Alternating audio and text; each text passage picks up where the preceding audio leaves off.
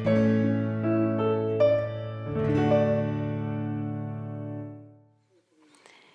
la enseñanza de la palabra esta mañana, quiero dirigir nuestra atención al tema del crecimiento espiritual. Es un tema del que hablamos mucho dentro de los círculos evangélicos, pero no estoy seguro de que mucha gente tiene una idea clara de cómo se lleva a cabo.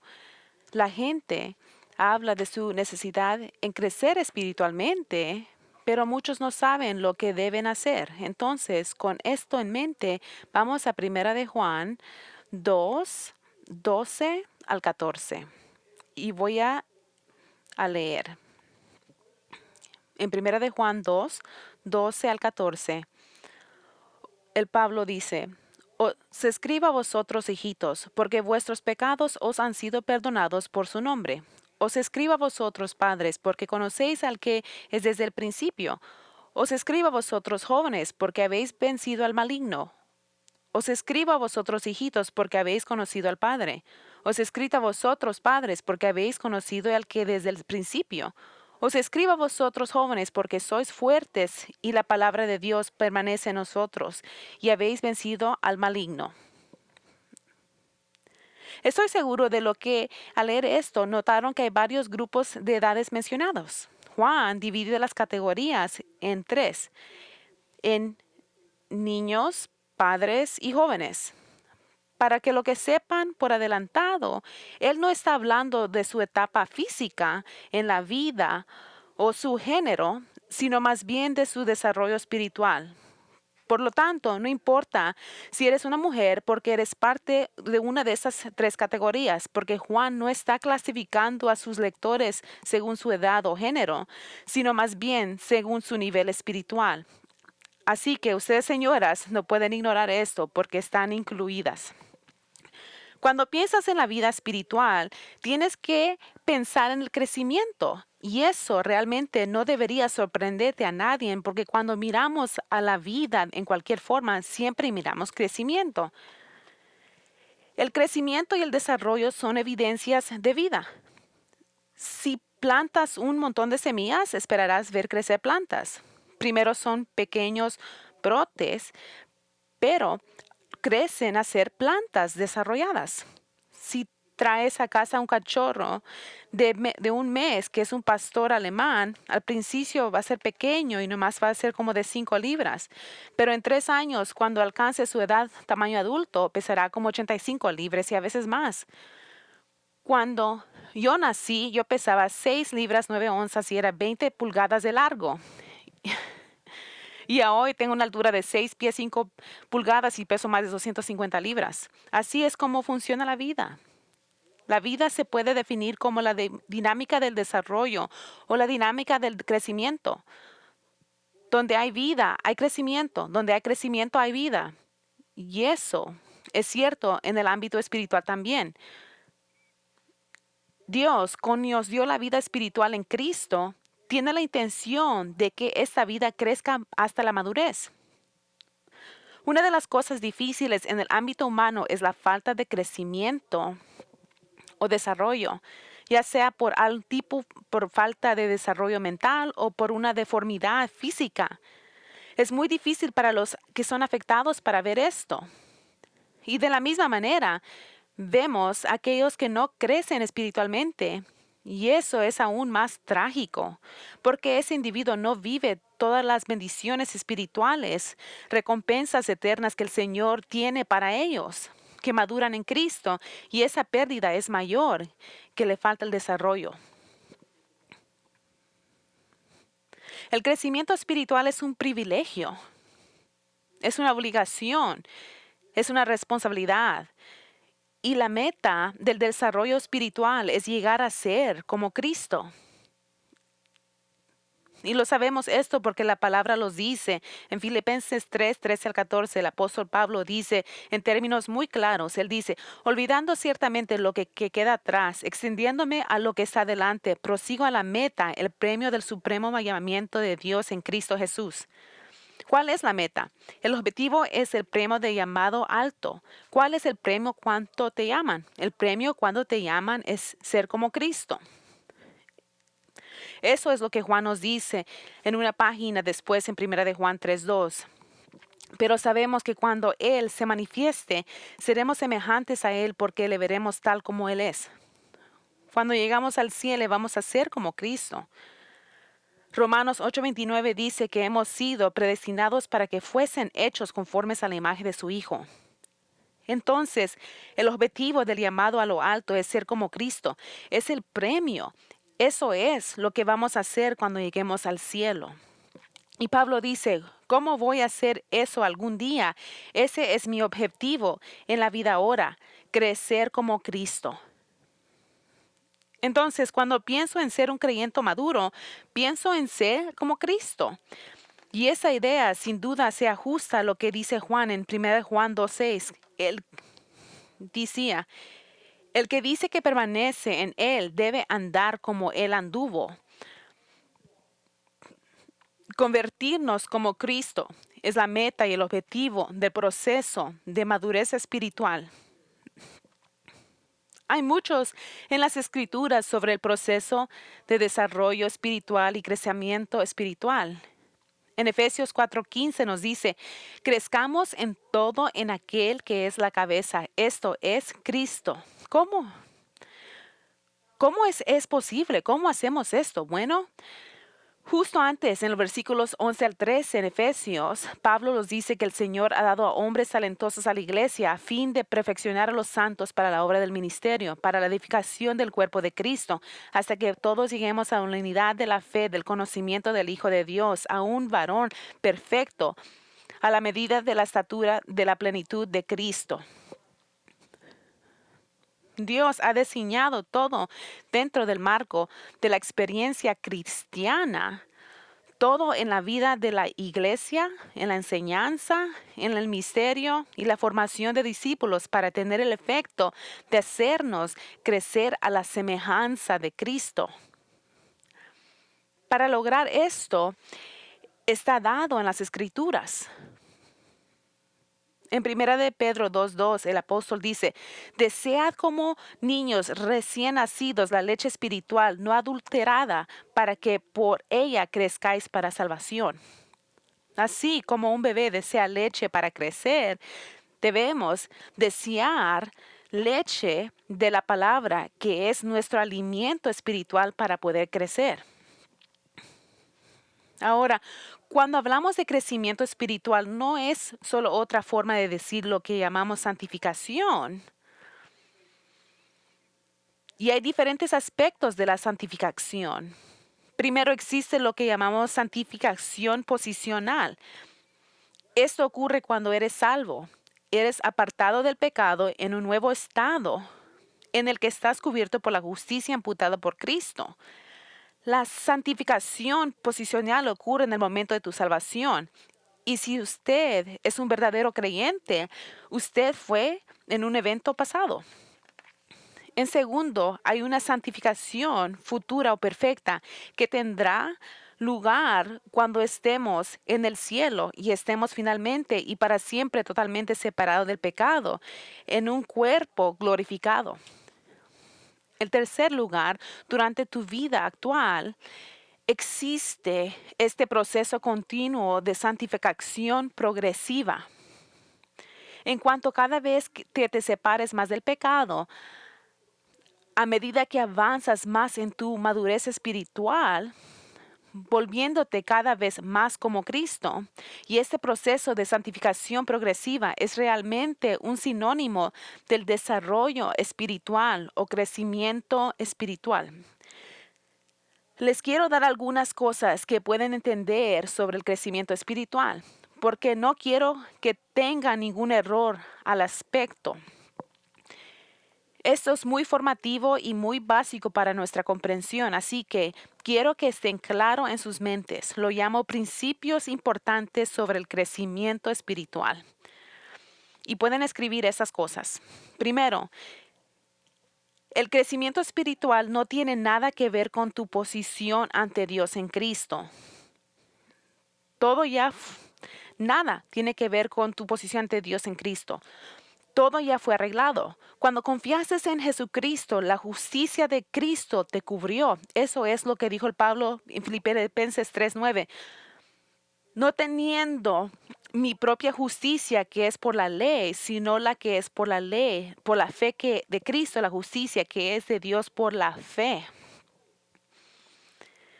En el momento de la conversión, el sacrificio de Cristo por el pecado es aplicado al pecador y creyente, y su propia justicia se acredita al pecador penitente para que la ira de Dios sea rechazada y todo pecado sea pagado y perdonado. Y el creyente es aceptado por Dios en Jesucristo. Y la posición del creyente en Cristo es irrevocable y establece para siempre su destino celestial. Entonces, el crecimiento espiritual no tiene nada que ver con tu posición ante Dios.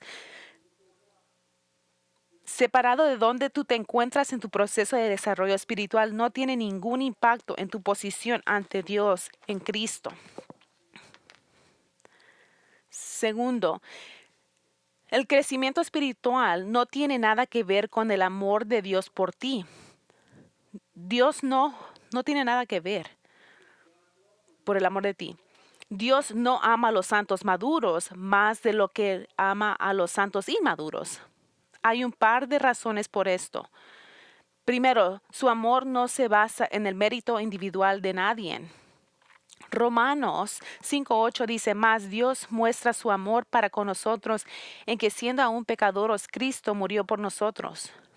Todos éramos pecadores, todos igualmente merecidos a su ira eterna, y aún así su afección sobre nosotros, su amor hacia nosotros no se basa en ningún mérito de nuestra parte. Además, debido a que Dios es inmutable, su amor nunca puede cambiar. Él no puede ganar o perder el amor. Él no es más amoroso con nosotros hoy cuando nos eligió en Cristo antes de la fundación del mundo. Su naturaleza le prohíbe amarnos menos o más en cualquier momento. En Juan 13:1, Jesús estaba reunido con los discípulos en el aposento alto y dice que en ese pasaje, como había amado a los suyos que estaban en el mundo, los amó hasta el fin. Eso es decir, los amó a la perfección. El Señor ama a los suyos a la perfección. Y en este momento los discípulos eran inmaduros, tenían dudas, eran orgullosos. Y en Lucas nos dice que después de comer la cena de Pascua en la última noche, ellos estaban discutiendo sobre quién era el mayor. Pero todavía los amaba a la perfección. Entonces Dios nos ama con un amor perfecto. No puede amarnos más porque somos más maduros. No puede amarnos menos porque somos inmaduros. Él nos ama a la salvación entera y nos ama a la gloria eterna. A donde estamos en el proceso de crecimiento espiritual no afecta nuestra posición con Él, ni su amor por nosotros. Tercero, el crecimiento espiritual no se mide por el tiempo. Es triste decirlo, pero hay personas que han sido cristianos durante muchos años y aún son inmaduros. Pablo escribió a los Corintios en 1 Corintios 3:1-3, de manera que yo, hermanos, no pude hablaros como a espirituales, sino como a carnales, como a niños en Cristo. Os di a beber leche, no vianda, porque aún no eras capaces, ni sos capaces todavía, porque aún sos carnales. Pues esto fue una crítica de Pablo. Cuando Pablo escribió, ellos debían haber sido maduros, más allá de su infancia espiritual, pero no lo hicieron porque estaban atrapados en celos, pleitos, división, en la medida que aún eran inmaduros. Vemos en el mismo Hebreos 5, donde el escritor señala que, dada la cantidad de tiempo que habían sido creyentes, deberían haber avanzado mucho más en su desarrollo. Y dice en el versículo 12, porque debiendo ser ya maestros después de tanto tiempo, tenéis necesidad de que se os vuelva a enseñar cuáles son los primeros rudimientos de las palabras de Dios. Y habéis llegado a ser. Han tenido mucho tiempo. Han tenido el tiempo suficiente y exposición suficiente para ser maestros. pero en lugar de ser maestros, necesitaban aprender lo básico. Francamente, es común que personas sean cristianos durante muchos años y sigan siendo infantes espirituales, caracterizados por inmadurez, celos, pleitos, conflictos y falta de discernimiento, todo lo que caracteriza a niños. La madurez espiritual no tiene nada que ver con el tiempo, no se mide con el calendario. 4. El crecimiento espiritual no está relacionado con la cantidad de información teológica que conoces. Algunos cristianos tienen una cantidad o incluso excepcional conocimiento bíblico y teológico. Sin embargo, son inmaduros espiritualmente. Esta es una posición peligrosa porque mientras más información bíblica se tiene y no se aplica, más la persona se engaña sobre su propia condición espiritual. Si no hay cambio en la vida, uno se vuelve espiritualmente muerto. El mismo sol que derrite la cera también endurece el barro. La desobediencia constante produce indiferencia y una conciencia callada, cual para el crecimiento espiritual. Quinto, el crecimiento espiritual no tiene nada que ver con los éxitos que tengan en actividades de ministerio. Algunos cristianos que tienen mucho éxito, incluso algunos líderes cristianos, son inexpertos en la verdad e inmaduros en la sabiduría que proviene de lo alto. El crecimiento espiritual no tiene nada que ver con los éxitos temporales, los bienes materiales, el tamaño de iglesia, el tamaño de la multitud o el nivel de influencia. Esas cosas no son señales de madurez. Tener bienes materiales o ser próspero no prueba el absoluto de la madurez. No hay conexión con eso. El apóstol Pablo estaba contento con el sufrimiento, la persecución, la debilidad y todo lo demás. Y el hecho de que no estaba contento con nada era el verdadero signo de su madurez. Sexto, el crecimiento espiritual no es místico, emocional, psicológico. No viene de algún tipo de acto de rededicación espiritual o dedicación religiosa o experiencia emocional que produzca buenos sentimientos. Más bien, así como el crecimiento físico resulta del proceso en tomar alimentos, también es el crecimiento espiritual en tomar la verdad de Dios y creerla y aplicarla. Durante mi vida he andado en círculos evangélicos y vi personas que caminaban por los bancos durante un avivamiento, afirmando que estaban dedicando su vida al Señor, o jóvenes que se comprometían a volver a dedicarse a Dios durante un campamento de verano y pretendían que en ese momento llegaron a un punto de inflexión en su crecimiento espiritual y madurez. Pero hay más que eso. Después de ese momento de compromiso, uno debe tener un proceso continuo en la lectura de la palabra, creer lo que la que dice y luego obedecerla. Es una sumisión día a día, momento a momento de tu vida a la autoridad de Cristo y su palabra.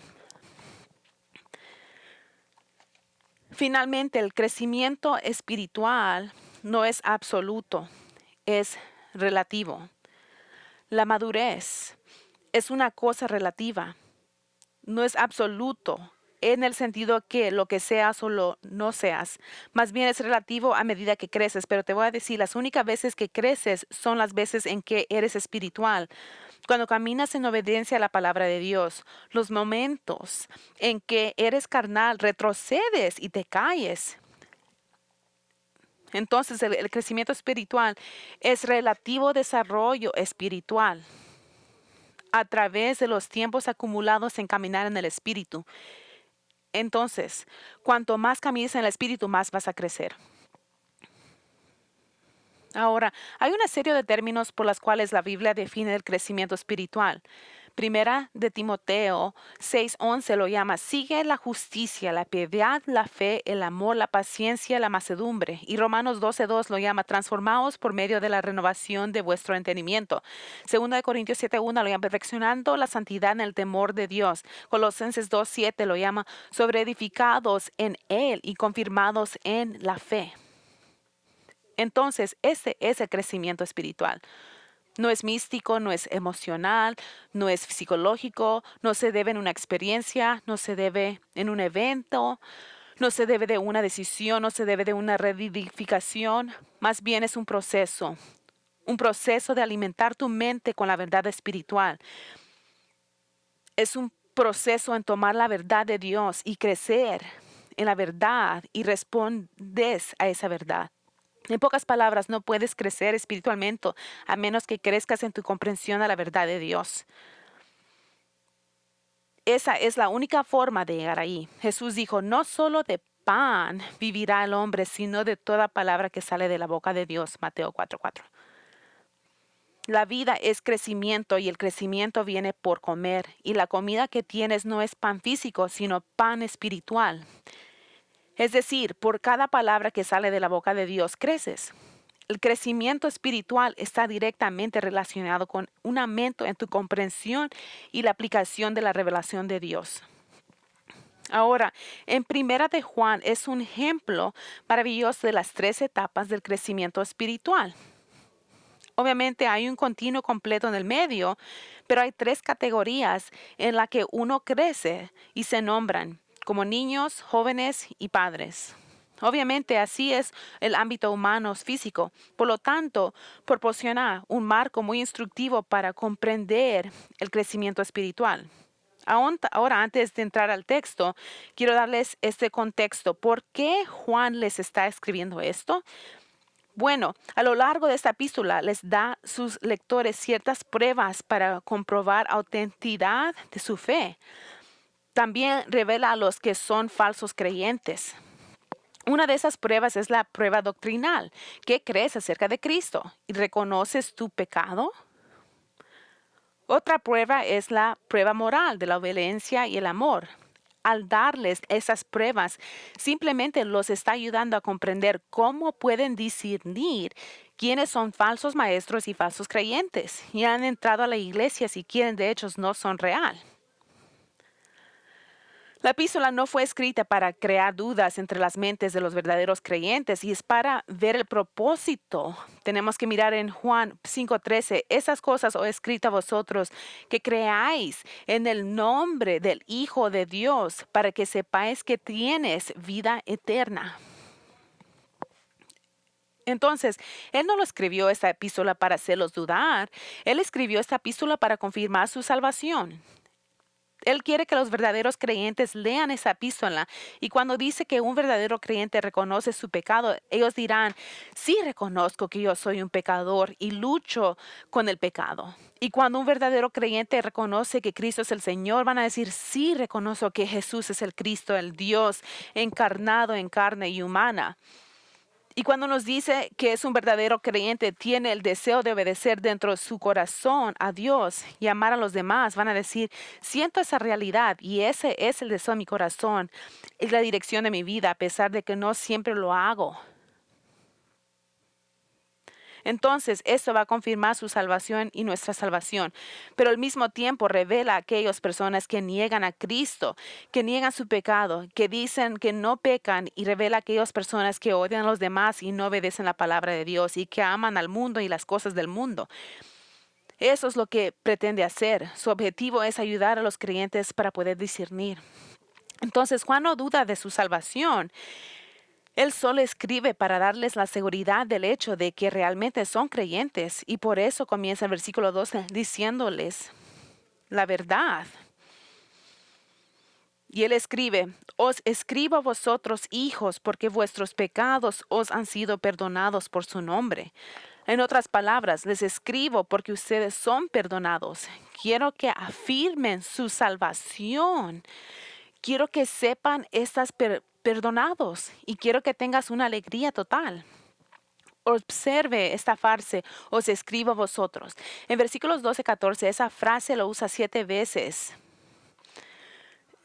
6 veces la usa para realmente que está limitada a sus lectores, los que realmente fueron parte de la familia de Dios. Él quiere que sepan que aunque todavía no son niños espirituales o un anciano maduro espiritual, Él les está escribiendo. Su instrucción es para creyentes en cada etapa de su crecimiento espiritual. Entonces comienza con una declaración en el versículo 12. Y está escribiendo a todos aquellos que tienen una sana doctrina sobre Cristo y una sana doctrina sobre su condición pecaminosa, cuales sus vidas han transformado para que vivan en la obediencia a la palabra de Dios desde su corazón y amor por Él uno a otro. Él les escribe a esos verdaderos creyentes y les refiere como a ellos, hijitos. Verá, dice hijitos en el versículo 12. Él está hablando de todos sus lectores, que todos son creyentes. Él usa esta palabra que significa la descendencia de padres humanos. No tiene en cuenta la edad de la persona. Un ejemplo, mi hija es mi niña y ella siempre será mi hija. Y a pesar de que es una adulta con 2 hijos propios, la palabra que Juan usa agrega un sentido de amor y afección al término en referirse a ellos como hijitos. Mi hija siempre será mi pequeña niña. Ella es preciosa para mí. La amo y como padre puedo ser este término para demostrar mi amor por ella. Eso es lo que Juan estaba haciendo aquí. Él está escribiendo a todos esos creyentes en las iglesias de Asia Menor sobre las cuales él es el pastor y está expresando su amor por ellos como queridos hijitos. De hecho, estas palabras hijitos se usa 8 veces en las escrituras para referirse a creyentes y las 8 veces se encuentran en los libros de Juan. La primera vez que se encuentra es en Juan 13:33, cuando Jesús lo usó al discurso del aposento alto para referirse a los 11 discípulos restantes después que Judas había salido de la habitación.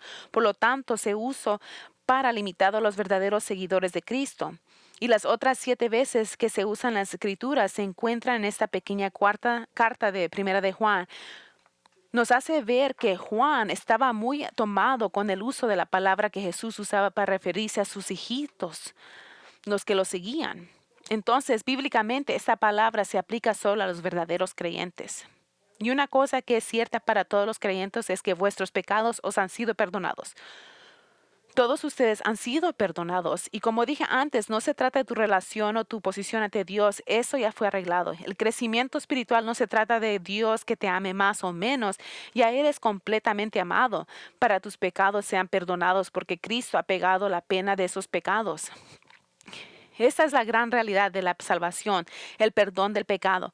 Efesios 1:7-8, en quien tenemos redención por su sangre, el perdón de pecados según las riquezas de su gracia que hizo sobreabundar para con nosotros. El prodigio de su gracia en un perdón completo que cubre todo. En Efesios 4:32 se dice, sed benignos unos con nosotros, misericordiosos, perdonándonos unos a otros como Dios también os perdonó a vosotros en Cristo. Esto es el corazón de nuestra salvación. Primera de Juan 1:7 dice, pero si andamos en luz como Él está en luz, tenemos comunión unos con otros y la sangre de Jesucristo su Hijo nos limpia de todo pecado. Y más, en Juan 3:5 dice, y sabéis que Él apareció para quitar nuestros pecados. Eso Él vino para quitar los pecados. Las escrituras están llenas de declaraciones de que la salvación se trata del perdón de nuestros pecados. Así como Juan comienza esta discusión sobre la madurez espiritual, reconocemos que se trata de tu salvación, sino se trata de tu santificación. No se trata de tu justificación, se trata de tu santificación, porque todos ustedes son descendientes de Dios y todos ustedes como hijos de Dios tienen sus pecados perdonados. Y luego agrega por su nombre. Sus pecados han sido perdonados no porque sos digno, porque lo mereces o porque tengas mérito, sino por su nombre. Eso significa para su gloria. Es para la gloria de Dios que Él perdonó tus pecados. Por cierto, la razón de todo.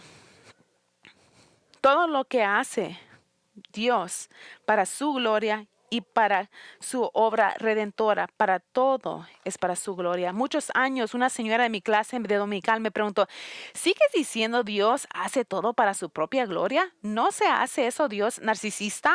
¿No significa que es bastante absorbido en sí mismo? Y yo le dije, sí. Y Dios es la única persona en el universo que tiene derecho a ser absorbido en sí mismo para su propia gloria, debido a que Él es infinitamente santo, infinitamente justo y perfecto. Y Él tiene toda la razón de ser consumido para su propia gloria. Y en ningún momento no hace algo que no exalte su gloria de alguna manera. Salmos 25:11 dice, por amor de tu nombre, oh Jehová, perdonarás también mi pecado que es grande. Esa es una oración ofrecida por un hombre maduro. Él está diciendo que cuando perdonas mis iniquidades, por grande que sea, será para la gloria de tu gracia, siendo un Dios tan perdonador. Salmos 69, 8 al 9, Asaf escribe, no recuerdas contra nosotros las iniquidades de nuestros antepasados. Vengan pronto tus misericordias encontrarnos, porque estamos muy abatidos. Ayúdanos, oh Dios de nuestra salvación, por la gloria de tu nombre, y líbranos, perdónanos nuestros pecados, por amor de tu nombre. En otras palabras, muestra tu gloria, muestra tu gracia como un Dios que perdona. Entonces, cuando confías tus pecados, así es como debe ser tu oración. Oh Señor Dios, perdona mis pecados porque puedas ser glorificado. Esto es exactamente lo que estaba en el corazón de Jeremías en Jeremías 14:7. Aunque nuestras iniquidades testifican contra nosotros, oh Jehová, actúa por amor de tu nombre, porque nuestras rebeliones se han multiplicado, contra ti hemos pecado. En otras palabras, somos una nación de pecadores que ha pecado contra ti, y aunque duela, toma acción para tu propia gloria. En Isaías 48:9 Dios habla, por amor de mi nombre diferiré mi día, y para alabanza mía la reprimiré para no destruirte. Lo que dice es que trae gloria a Dios cuando Él detiene su juicio y perdona a los pecadores. Por eso en Romanos 1:5 Pablo habla que Dios lo envió como apóstol para la obediencia a la fe en todas las naciones por amor de su nombre. En otras palabras, la salvación de los gentiles trajo gloria a Dios. No somos perdonados porque lo merecemos. No somos perdonados porque lo ganamos. O somos perdonados porque vale algo dentro de nosotros. Somos perdonados porque da testimonio de la gracia de Dios y le trae gloria a Él. Entonces, volviendo a nuestro texto en Juan, dice, les escribo a todos ustedes cristianos porque todos han sido perdonados, pero no porque lo merecen o tengan mérito. Han sido perdonados porque le agrada a Dios mostrar su gracia en su maravillosa y gloriosa. Dios nos perdona porque le agrada mostrar su gloria de su perdón. Luego dice, sé que están todos en la familia, pero tenemos que darnos cuenta de que hay maduros de maduros. Entonces, si sientes que estás muy deprimido al principio y eres un bebé espiritual, no pienses por un momento que no eres cristiano, solo porque no estás donde deberías estar en el proceso espiritual. No niegues la realidad de lo que el Señor ha hecho. Está hablando de dirección y progreso. Y eso los lleva a las 3 categorías de crecimiento espiritual en el versículo 13 a 14. Juan escribe, hay mucha repetición aquí. No voy a tratar de adivinar esto, qué es lo que Juan está tratando de decir. Pero él dice lo obvio, hacer énfasis.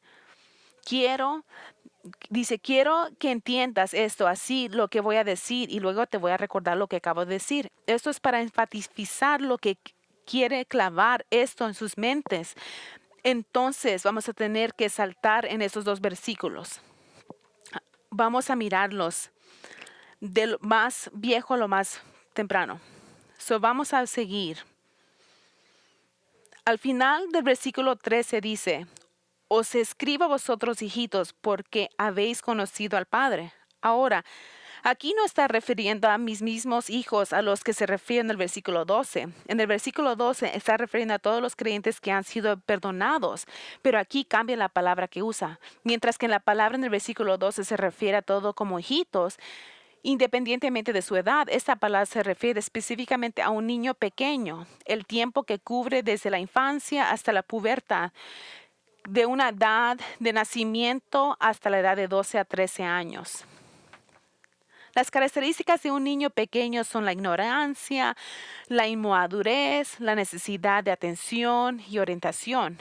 Necesitan ser enseñados, entrenados, instruidos.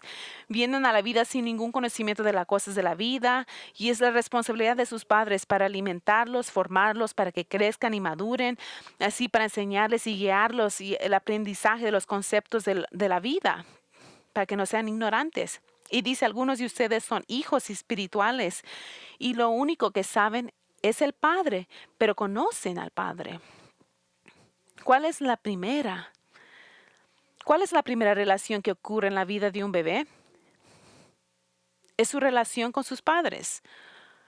Por lo general, una de las primeras palabras que un bebé dice es papá. A veces mamá, pero por alguna razón papá es más fácil para aprender y decir. Y una de las primeras personas que reconocen la vida es su padre. Y es lo mismo en el ámbito espiritual. La característica distintiva de un bebé cristiano es conocer a Dios como Padre, a Cristo como Señor. Ellos expresan su deleite en ese apego, expresan su deleite en la nueva vida, en la alegría de la dependencia. Son como lo que Pablo menciona en Romanos 8:15 y Gálatas 4:6, que exclama, Abba, Padre. Abba significa una palabra semética que significa papa. Si vas a Israel o al Medio Oriente, vas a escuchar a los niños que dicen, Abba, Abba, papá, papá. Es el lenguaje de un niño pequeño que conoce a su padre y quiere hablarle con él.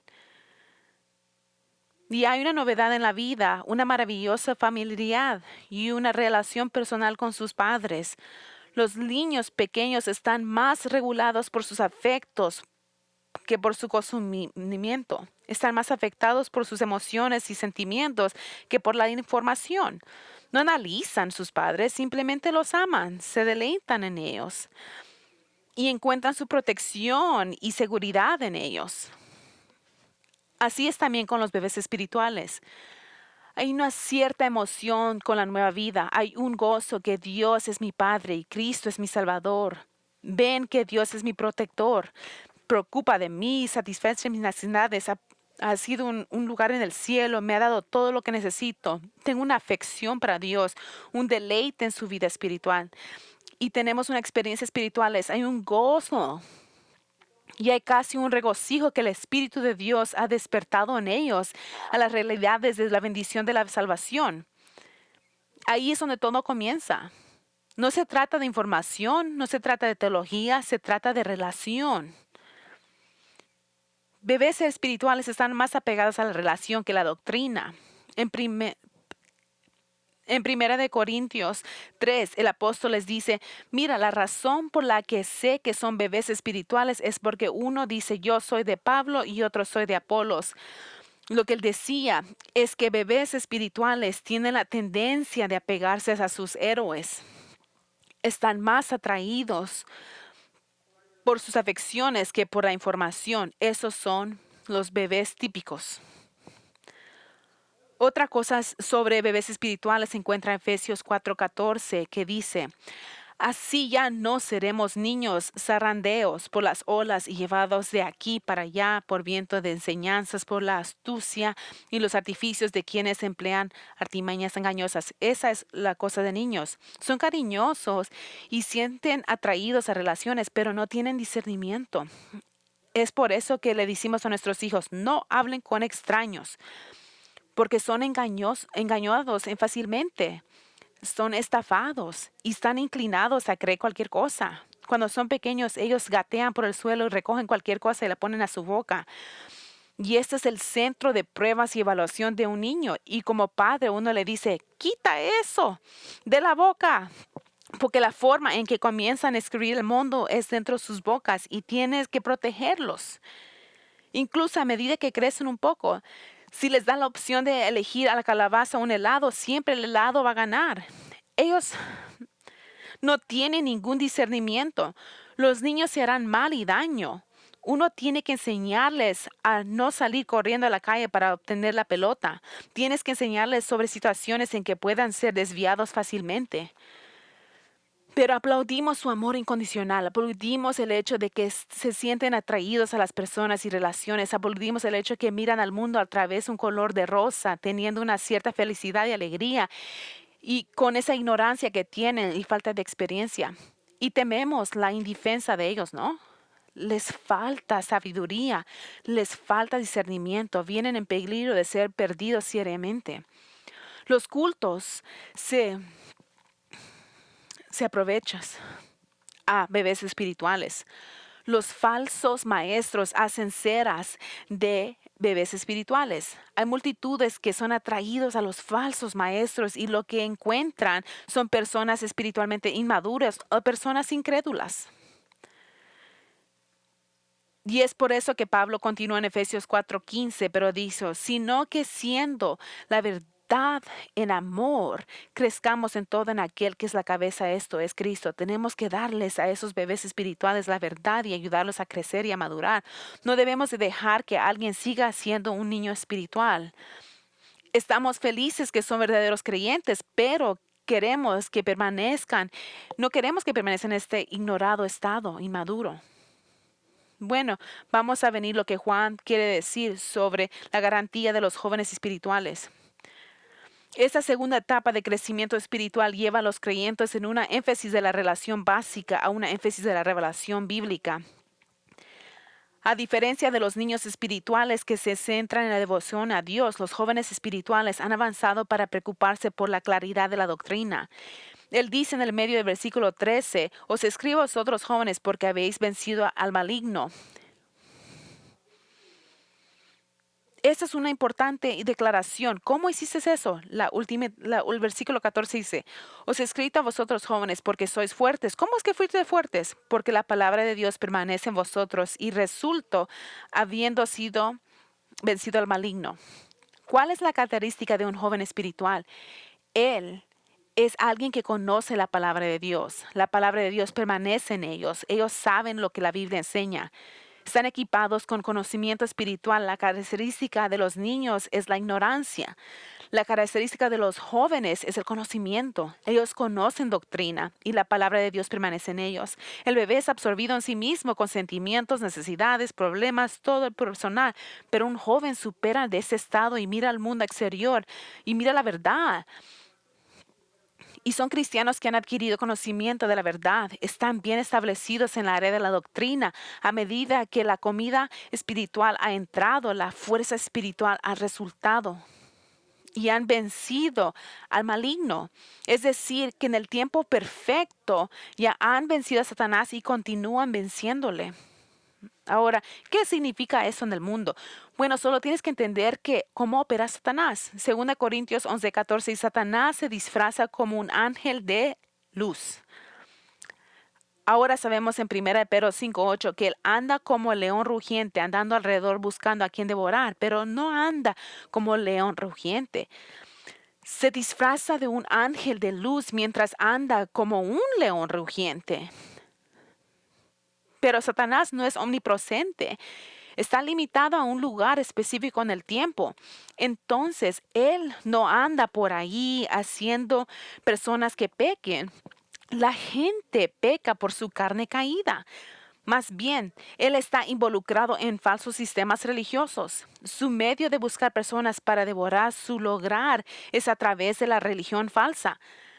Al engañar a la gente para que crean en algún sistema religioso falso, los ha devorado. El 99% de la actividad de Satanás se logra a través de la religión falsa.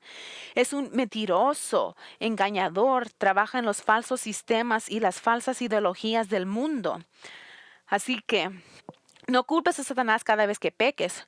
No lo culpes por lo que está haciendo tu carne. Cada vez que pecas, no es porque Satanás o uno de sus demonios te persigue. No estoy negando que a veces podemos ser demónicamente oprimidos, pero la mayoría de las veces cuando pecas lo haces porque, como dice Santiago 1:14, cada uno es tentado cuando sus propios malos deseos los arrastran y seducen, y luego cuando el deseo ha concebido, engendra el pecado, y el pecado, una vez ha consumido, da muerte.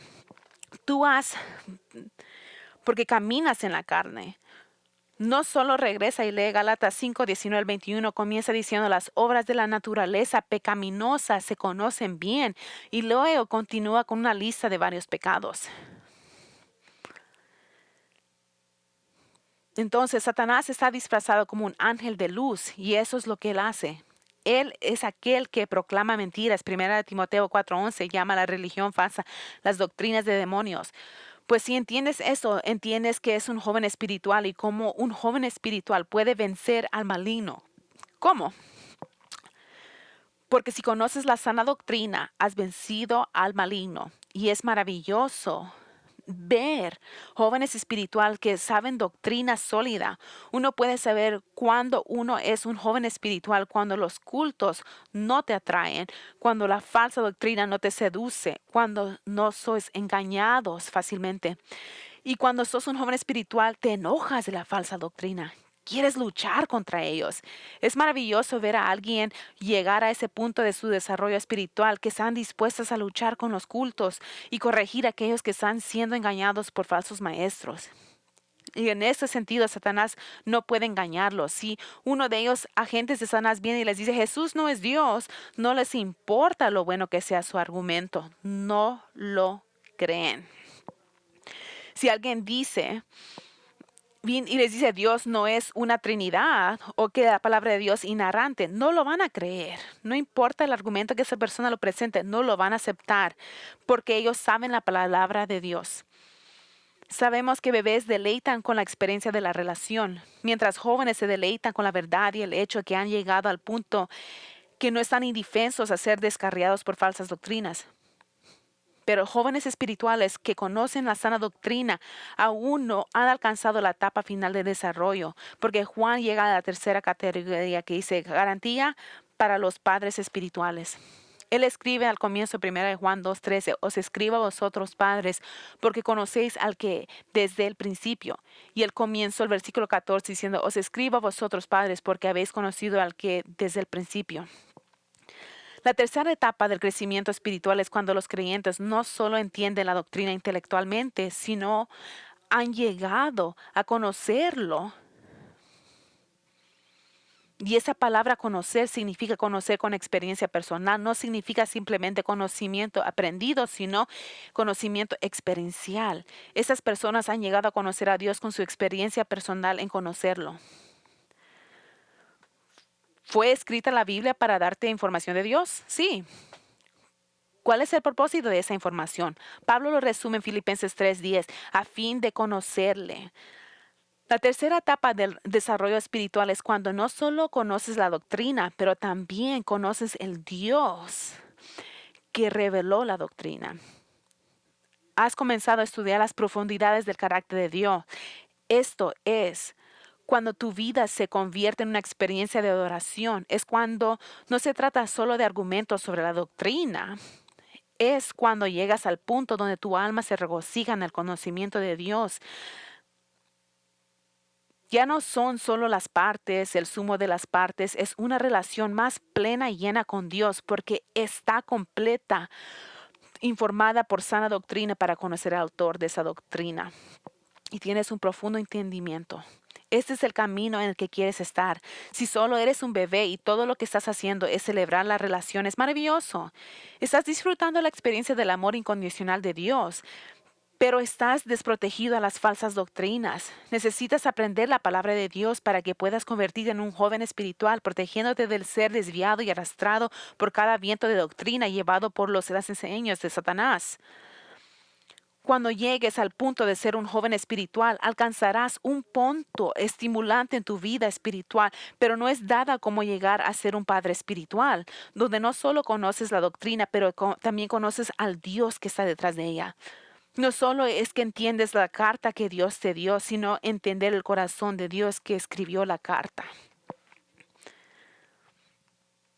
Hay una profundidad en lo que no se puede explicar, solo se puede vivir. Y entonces Juan dice, mira, el hecho de que no seas completamente maduro no significa que no estés perdonado. No estoy escribiendo esta epístola para que dudes tu salvación, sino estoy escribiendo para que afirmes. Porque incluso un bebé espiritual cree en el verdadero Cristo, sabe que es un pecador, quiere obedecer, ama a los demás y odia al mundo, aunque no es perfección, es la dirección.